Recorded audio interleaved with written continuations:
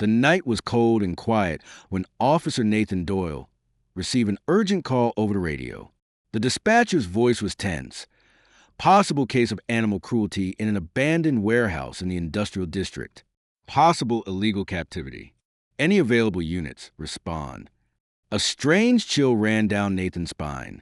Beside him, his canine partner, Kale, a sharp-witted German shepherd, perked up his ears and let out a low grunt, as if sensing something was wrong. Nathan grabbed the radio and responded, "Officer Doyle en route." When he arrived at the location, the warehouse looked completely deserted. Cracked walls, rusted metal sheets barely holding onto the structure, an eerie silence that made every sound seem louder. Kale hopped out of the patrol car first, sniffing the air with intensity. Nathan followed cautiously, the stench of rust and burnt oil filling his nose. He pushed open the metal door, which creaked loudly, echoing through the empty space. The warehouse seemed abandoned for years, but something was definitely inside. He could feel it. Then a sound broke the silence, a weak, almost pleading whimper. Nathan froze for a second and exchanged a quick glance with Kale, who instantly went on high alert.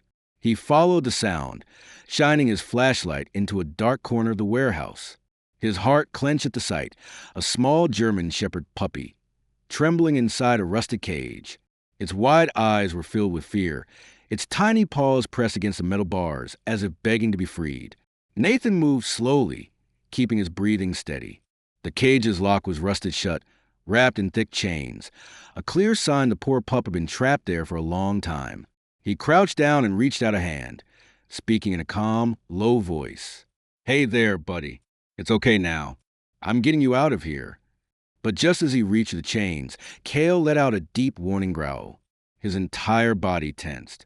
Nathan's instincts kicked in immediately. He scanned the warehouse, his hand moving toward his gun.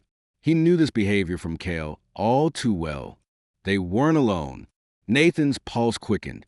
Kale never reacted like that without reason. Keeping his hand near his holster, he slowly turned his head, scanning the darkness of the warehouse. The flashlight beam flickered across broken crates and rusted machinery, but nothing seemed out of place. And yet, the heavy silence felt suffocating, charged with an unseen presence. Kale's growl deepened. His posture was rigid, ready to strike. That's when Nathan heard it. A soft scrape against the concrete floor, coming from the far end of the warehouse. Someone was there. With slow, steady movements, Nathan positioned himself in front of the puppy's cage, shielding it as his instincts took over. "Police!" he called out, his voice firm. "If someone's in here, step out now." The only response was the distant creak of metal shifting. Nathan's fingers wrapped around his gun, but he didn't draw it. Not yet. He had been in enough tense situations to know that sometimes patience was the key. But Kale wasn't waiting. The dog barked sharply, pulling against his stance, his nose flaring as he caught a scent. Then out of the shadows, something moved. A dark silhouette darted between the rusted beams in the back of the warehouse. Nathan barely caught a glimpse before it disappeared again. His muscles tensed. Whoever it was, they weren't running away. They were circling. He could hear footsteps now, deliberate and slow, echoing through the vast emptiness of the building. His mind raced. Was this just an illegal breeder abandoning dogs? Or was there something much worse happening here? The puppy whimpered behind him, pressing itself against the cage bars. Nathan clenched his jaw. He couldn't waste any more time. "Kale, stay," he ordered firmly. He had to move fast, but he couldn't leave the dog vulnerable. Taking a steadying breath, he reached into his utility belt and pulled out a bolt cutter. His hands worked quickly, snapping through the rusted chains wrapped around the cage. The lock broke apart with a loud crack, and the door creaked open. The puppy flinched but didn't move, too scared to run. Just as Nathan reached to scoop the dog into his arms, a sudden crash exploded through the warehouse. The sound of metal slamming against metal sent echoes bouncing off the walls. Kale barked furiously, turning toward the noise, his body low and ready to strike. Nathan spun around, gun drawn this time, his heartbeat hammering in his ears. The flashlight beam cut through the dust in the air, landing on the far side of the building just in time to see a second pair of glowing eyes staring back at him from the darkness. Nathan's breath caught in his throat. It wasn't a person. It was another dog, a fully grown German shepherd. And it wasn't alone.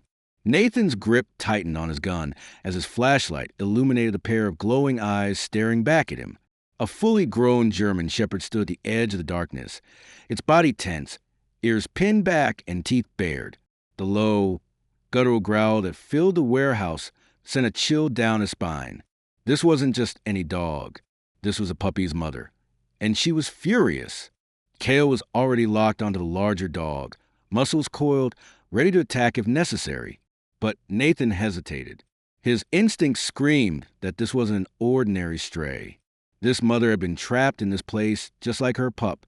The way she moved, low and cautious, showed a protective desperation rather than outright aggression. She's not attacking. She's warning me. Nathan slowly lowered his gun, keeping his voice calm. Easy, girl. I'm not here to hurt your pup. The mother dog took a step forward, her powerful frame still tense, her deep brown eyes flicking between Nathan and her baby. The puppy whimpered inside the cage, tore between fear and recognition. Nathan's heart pounded. If she saw him as a threat, she would fight to the death. He had seen what a German shepherd could do when protecting its own. She could rip through flesh in seconds. He needed to gain her trust, and fast. Kale let out a low whine, and for the first time, the mother's gaze shifted to him. It was a silent moment of recognition. Two of the same breed, two protectors facing each other. Nathan saw the hesitation in her stance, the way her tail flicked slightly. She was wary, but she hadn't lunged. It was a chance. Slowly, Nathan knelt beside the cage, careful not to make any sudden movements. He reached inside, lifting the trembling puppy into his arms. The mother let out a sharp bark, stepping forward. Nathan's pulse spiked, but he held his ground. I'm getting him out, he said softly. The pup clung to his uniform, its tiny body shaking. He turned slightly, letting the mother see that he meant no harm. Her ears flicked forward, and for a long, tense moment, she didn't move. Then, as if making a decision, she took another cautious step toward him. Before Nathan could react, a loud metallic clang shattered the moment. The mother dog whipped her head around, ears perked. Footsteps, fast, heavy footsteps. Someone else was inside the warehouse, and whoever it was, they weren't alone. Nathan's body went rigid as the sound of hurried footsteps echoed through the warehouse. Whoever was out, there wasn't trying to be quiet anymore. They were coming straight for him. The mother dog let out a sharp warning bark, stepping protectively in front of Nathan and her pup. Kale's stance shifted, his body low, a deep growl vibrating through his chest. Nathan tightened his hold on the puppy and instinctively reached for his radio. But before he could call for backup, a shadow moved between the rusted beams. Put the damn dog down, a rough voice growled from the darkness. Nathan swung his flashlight toward the voice, revealing a man stepping out from behind a stack of wooden crates. He was tall, broad-shouldered, wearing a dirty jacket and boots covered in mud. His face was partially obscured by a cap, but his posture screamed aggression. Behind him, another figure lurked, barely visible in the dim light. There was more than one. Nathan's gut twisted. This wasn't just some abandoned warehouse. These men weren't squatters or random trespassers. They were here for the dogs. You got about 3 seconds to back off, Nathan said firmly, shifting his stance. Kale let out a warning bark, and the mother dog growled beside him. Her muscles were taut, like a spring ready to snap. The man sneered, taking another step closer. He wasn't afraid, and that told Nathan one thing. This guy had done this before.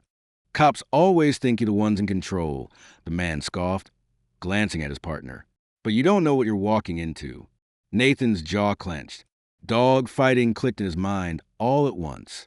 The lock cages, the scars on the mother's body, the abandoned warehouse. These men had been using this place for something illegal, and now that he found them, they weren't going to let him walk out so easily. He took a half step back, shifting his weight. The exit was too far. He was outnumbered, and he was holding a terrified puppy in his arms. Then, without warning, the man lunged. All hell broke loose. The man lunged fast, his dirty hands reaching for Nathan's arm. But the officer reacted in an instant with a sharp pivot. He dodged to the side, keeping the trembling puppy securely in his grip. The man lost his balance for a split second, and that was all Cale needed. With a furious snarl, the German shepherd launched himself at the attacker, his powerful jaws clamping down on the man's forearm. A scream of pain filled the warehouse as the man fell backward, thrashing as he tried to shake Cale off. But the dog held firm, his teeth sinking deeper. His growl reverberated through the air like a warning. This fight wasn't over. Nathan barely had time to process before the second man moved out of the shadows. The accomplice reached for something tucked under his jacket. Nathan's instinct screamed at him. A gun. Without hesitation, he acted, dropping low. He tightened his grip on the puppy and fired a single warning shot into the air. The deafening crack of the gunshot echoed through the metal walls, and the second man froze in place. His hand hovered just inches from the weapon tucked into his waistband, but his expression flickered with uncertainty. "Drop it," Nathan barked, his voice firm, unwavering. His pulse was pounding, but his hands remained steady, the gun trained on the man's chest. The mother dog, standing just feet away, let out a low, guttural growl. Her teeth were bared, muscles coiled like a spring, ready to snap. For a moment, nobody moved. The only sounds were the sharp breaths of the struggling man on the ground and the heavy panting of the dogs. Nathan could see it. The hesitation in the second man's eyes, the frantic calculation of whether he grabbed the gun before Cale or the mother dog got to him. Cale, sensing the shift in power, released his grip on the first man, just long enough to whip his head toward the second. His sharp eyes locked onto his next target. The second man's confidence crumbled. Swallowing hard, he slowly lifted his hands, letting the gun clatter onto the dusty concrete floor. All right, he spat. "Just call off your damn dogs." Nathan kept his gun raised as he reached for his radio. "Dispatch, this is Officer Doyle. I need immediate backup at my location. 2 suspects in custody. Possible illegal dog fighting operation. Send animal control as well. Over." Static crackled for a brief second before the response came through. "Copy that, Officer Doyle. Units are en route. Hold tight." Relief washed over Nathan for a brief second, but only a second, because the mother dog wasn't done yet. With the immediate threat neutralized, her focus shifted. The tension in her body didn't ease. Instead, she turned to the man who had just attacked Nathan, the one who had been holding her baby captive. And this time, she wasn't just warning. She was ready to strike. The air inside the warehouse grew heavier, almost electric with tension. The mother dog's body was still trembling, not from fear, but from something deeper, a rage born of pain, captivity, and the stolen cries of her pup. Her eyes were locked on the man Cale had just subdued. He groaned, barely able to lift himself, blood dripping from his torn sleeve. But the sound was enough. She moved slow at first, deliberate. Her growl was low, almost a rumble, and it echoed like thunder inside the metal shell of the building. Nathan stepped back, still holding the puppy, his voice low but firm. "Easy, girl. It's over," he said, though even he wasn't sure it was. But to her, it wasn't over. Not yet. She stepped over broken chains and shattered wood, her eyes never leaving the man who had kept her imprisoned, who had probably kicked her, starved her, hurt her. Nathan could see it in her posture. She remembered every moment, every scream, every hour her pup cried, and she couldn't reach him. Now, with her baby safe and the men on the ground, her primal instinct surged forward, retribution. "Stand down," Nathan warned again, his voice cutting through the silence. Cale stood alert beside him, eyes darting between his partner and the mother. For a second, Nathan thought she would listen.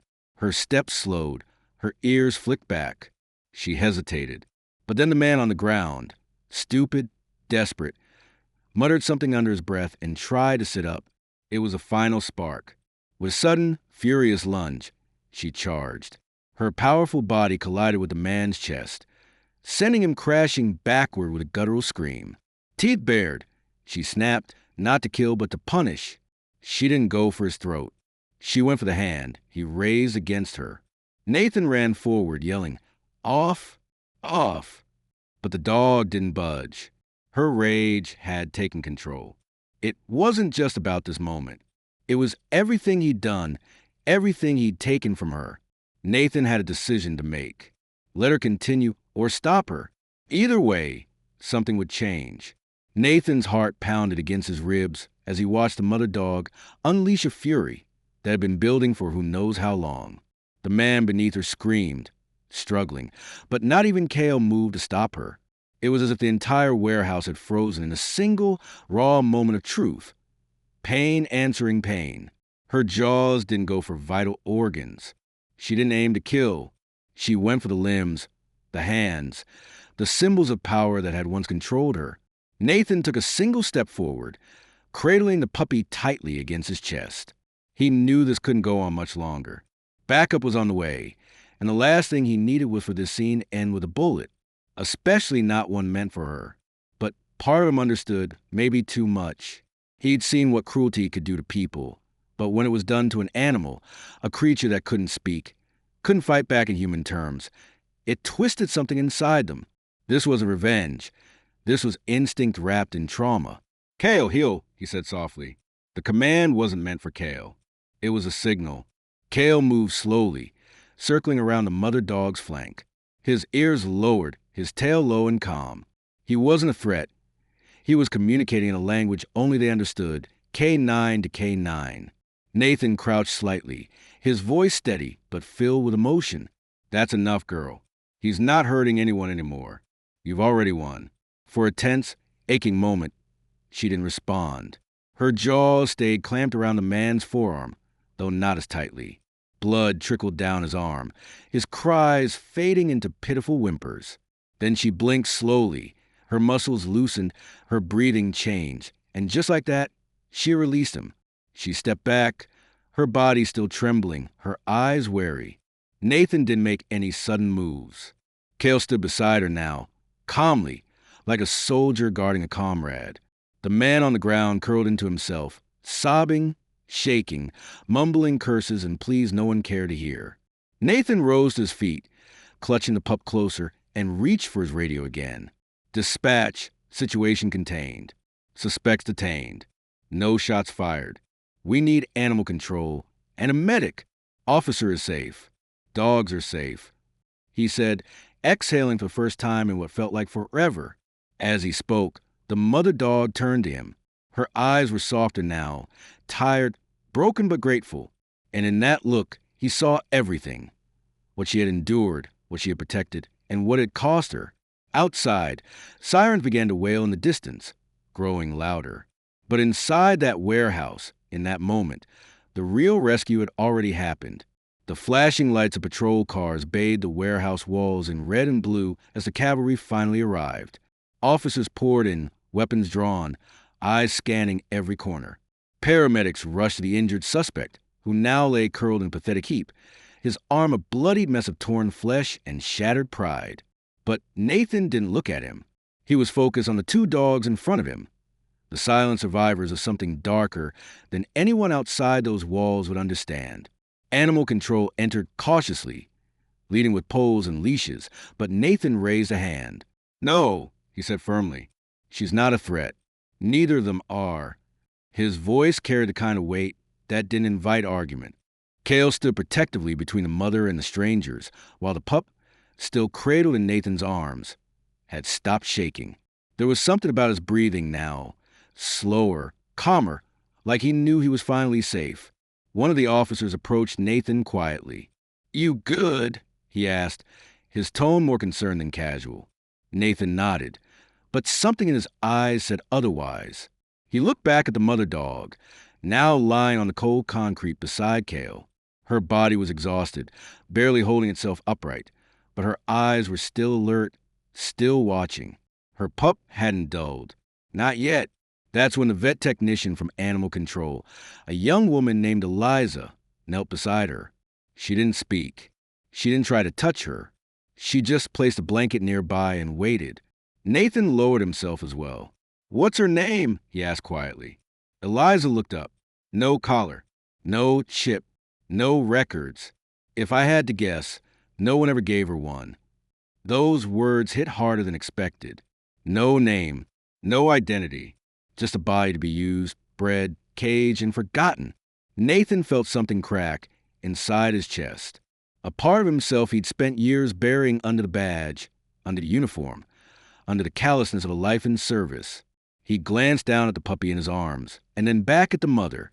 She had done everything she could with nothing. No help, no shelter, no one on her side. And somehow, against all odds, she'd kept him alive. "You have one now," Nathan whispered almost to himself.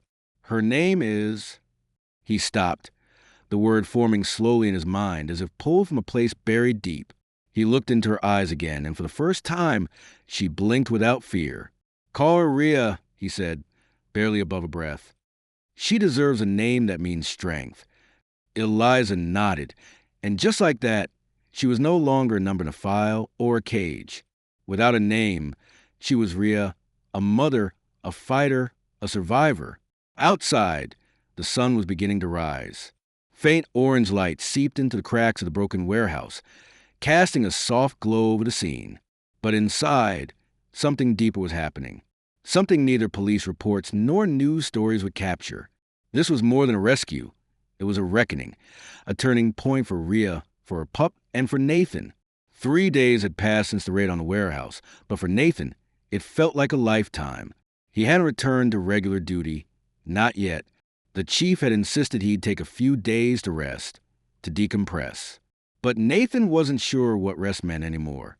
His sleep came in broken fragments, filled with images of Cage's cries, and the look in Rhea's eyes when she lunged, not from malice, but from something deeper, something primal, protective, unyielding. The city moved on like it always did. Headlines came and went. The suspects were processed and charged, and animal rights groups celebrated the dismantling of what turned out to be a regional dog-fighting ring. There were talks of policy changes, crackdowns, and reforms, but Nathan couldn't bring himself to care about the politics. All he could think about was that moment, the one where Rhea had chosen to stop, not because she was forced, but because she understood, because she trusted him. Now, he stood just outside the local shelter, but not the public one. This was a private rescue facility run by volunteers and funded by donations. The place was quiet, peaceful, surrounded by open fields and clean, warm space for recovery. Inside, Cale waited in the patrol SUV. He'd sensed the tension in Nathan all morning. Dogs always knew. They didn't need words. Just energy, and Nathan's was heavy. He stepped through the door, and the familiar scent of antiseptic and dry kibble met him. A receptionist greeted him quietly, already recognized his face. "They're in the back," she said with a smile. She's been calmer since yesterday. Nathan nodded and made his way down the hall, passing kennels with names taped to the glass. Dogs in various stages of recovery, some wagging tails, others still too wounded to trust. When he reached the final room, he paused. Through the glass window, he saw her, Rhea, lying on a soft blanket, her body curled protectively around her pup, who now had a name of his own, Finn. The staff had been calling him that, and Nathan hadn't had the heart to change it. He liked how it sounded, short, hopeful like a second chance. Finn was bigger already, eating well, eyes brighter. But Rhea, her eyes still held that weight, that quiet sadness, the look of someone who had never had the choice to rest. Nathan opened the door slowly. She lifted her head but didn't rise. Her ears tilted back, not in fear, in recognition. He knelt down beside her, resting his hand gently near her paw. She didn't flinch.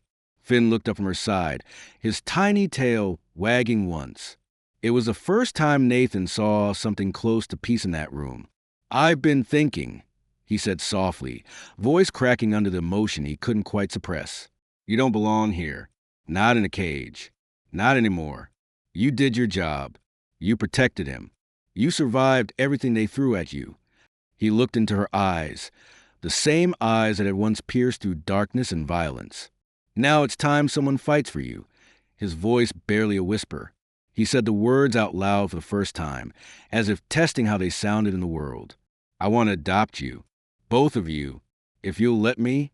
She didn't move for several long seconds, but then she did. A slow inch forward, a soft whine. And finally, the weight in her chest seemed to fall away. She rested her head gently against his hand.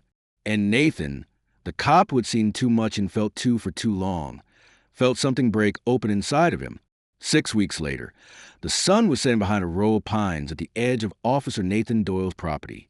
The sky burned in soft orange and gold, casting long shadows across the open field where Cale, now off duty and relaxed, chased a tennis ball with uncharacteristic joy.